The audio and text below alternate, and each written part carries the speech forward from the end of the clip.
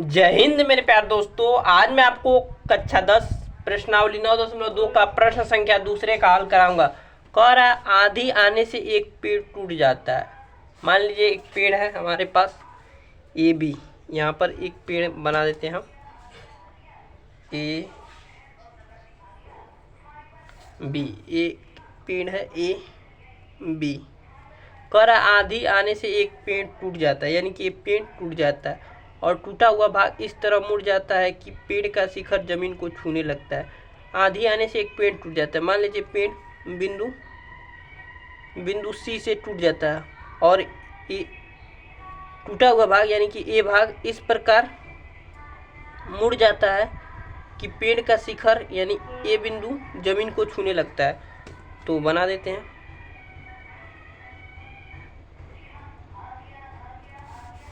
और इसको मिला देते हैं। जमीन को छूने लगता है यानी कि ये जमीन है और ए सी भाग टूटा और जो टूटा हुआ भाग है वही जमीन को छूने लगता है। अगर ए सी है तो इसको हम डी नाम दे देते हैं। इसको ए ही लिख सकते हैं लेकिन अलग दिखाने के लिए डी लिख रहे हैं, अर्थात ए सी बराबर सी डी होगा, क्योंकि ए सी भाग टूट कर जमीन को छू रहा है। बस इसको डिफरेंस करने के लिए डी नाम रख दिया। एसी पार्ट टूटकर जमीन को छू रहा है तो इसको अलग करने के लिए एक नाम डी दे दिया, अर्थात एसी बराबर सी डी होगा। और इसके साथ 30 का कोण बनाता है, यानी जो ये पेड़ टूटा इसके साथ 30 का कोण बनाता है। पेड़ के पाद बिंदु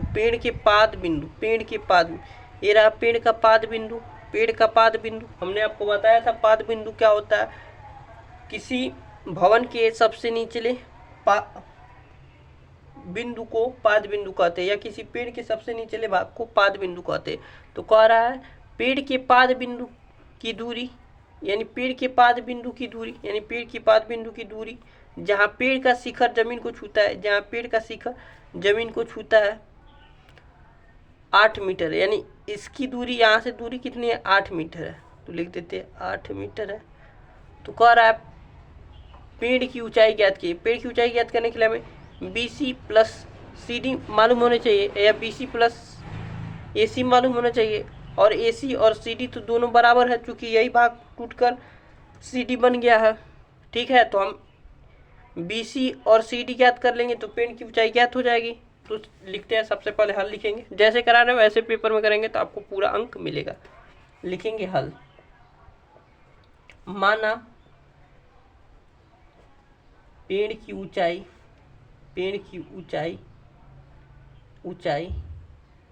क्या है। माना पेड़ की ऊंचाई क्या है, पेड़ की ऊंचाई h बराबर क्या है BC plus CD, BC plus AC लिख देते हैं और लिख सकते हैं BC प्लस CD लिख सकते हैं। क्यों लिखेंगे, चूँकि AC बराबर है CD, ऐसे लिख देंगे पेपर में। ठीक है, क्योंकि AC पार्ट तो जमीन को छू रहा है, बस डिफरेंस करने के लिए यहाँ पर डी नाम रख दिया। तो उससे क्या फ़र्क पड़ता है, तो BC प्लस CD कह दिया, BC प्लस CD यानी कि BC और CD का मान ज्ञात कर रहे हैं तो हमें पेड़ की ऊंचाई ज्ञात हो जाएगी। तो चलिए ज्ञात कर लेते हैं। तो लिखेंगे त्रिभुज BCD में लिखेंगे त्रिभुज BCD में। तो देखिए हमें आधार की वैल्यू ज्ञात है और हमें इसकी वैल्यू ज्ञात करना है, यानी कि लंब और आधार का रिलेशन क्या होता है, कॉस थीटा होता है। तो लिखेंगे कॉस थीटा बराबर क्या होता है, आधार लंब बटा आधार होता है, लंब बटा आधार होता है।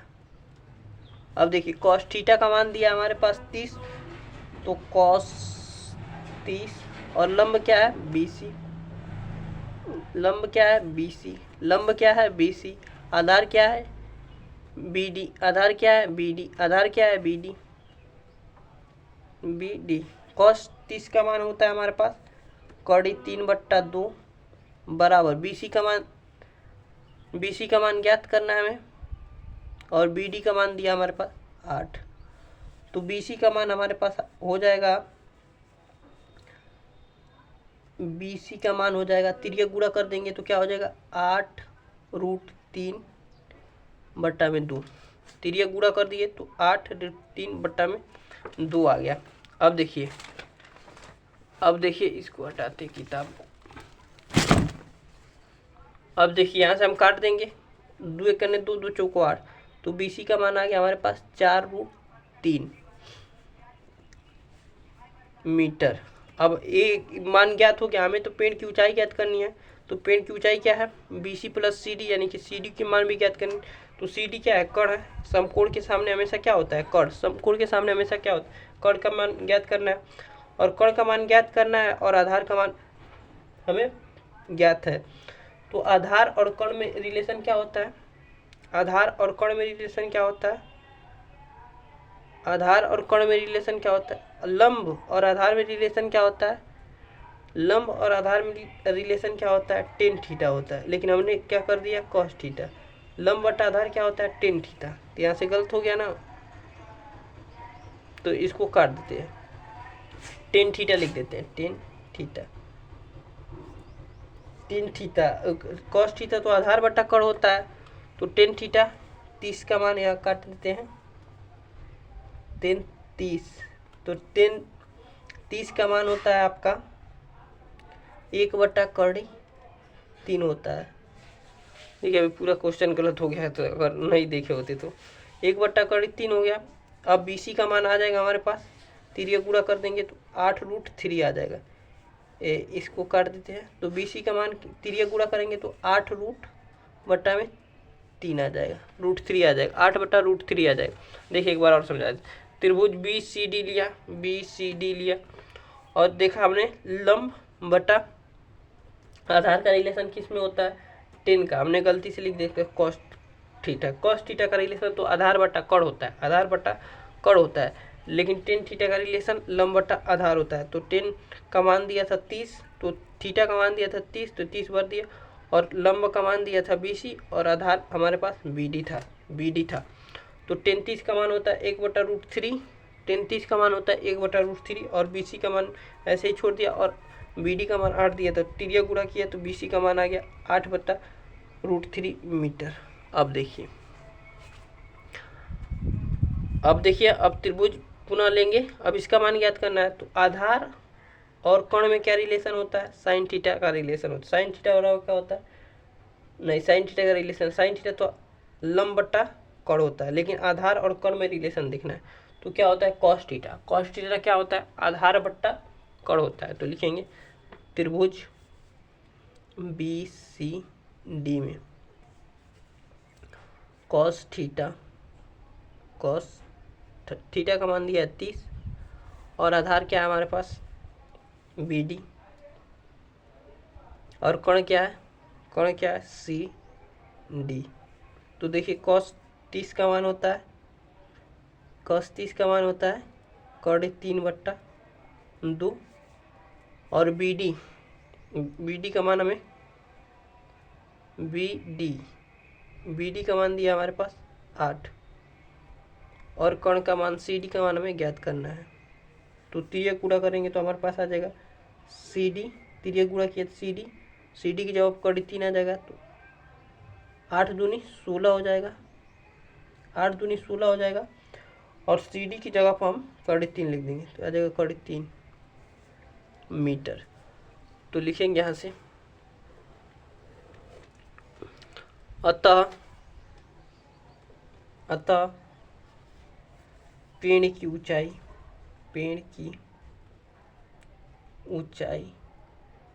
क्या थी h और h बराबर क्या था हमारे पास BC प्लस CD। तो BC का मान हमारे पास क्या आया है 8/√3 प्लस 16/√3, 8/√3 और 16/√3। अब यहाँ से 8/√3 कॉमन ले लेंगे क्योंकि दोनों में है, तो कॉमन लेंगे तो यहाँ से आएगा 1/1 आ जाएगा। 8√3 से 8√3 में भाग देंगे तो कट जाएगा, 1 बचेगा। अब प्लस यहाँ बचेगा 2, तो यहाँ से आ जाएगा 2 1 3 और 8 3 के 24, तो 24√3 आ जाएगा। और कभी भी रूट नीचे नहीं होता है तो परमेकरण कर देंगे तो क्या आ जाएगा, √3 से तो 3 √3 का √3 में गुणा होगा तो 3 आ जाएगा। तो यहाँ से आ जाएगा 24√3 बट्टा में 3।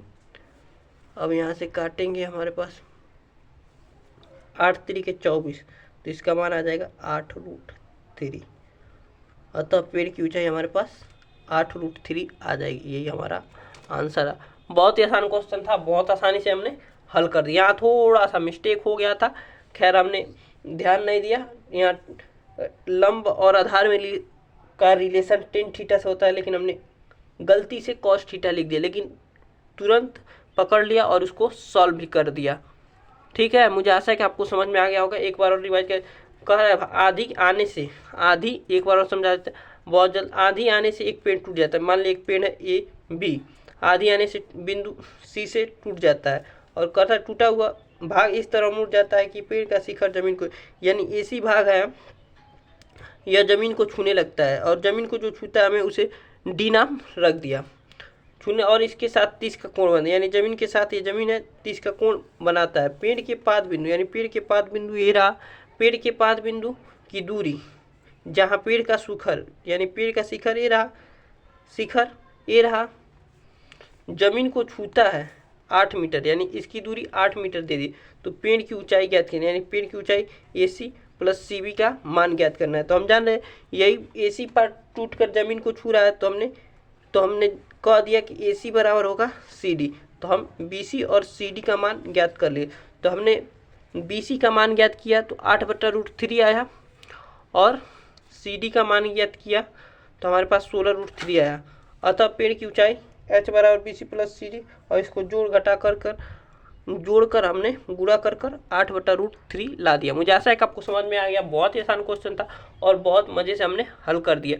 मिलते हैं अगले वीडियो में प्रश्न संख्या 3 के हल के साथ। मुझे आशा है कि आपको समझ में आ गया होगा।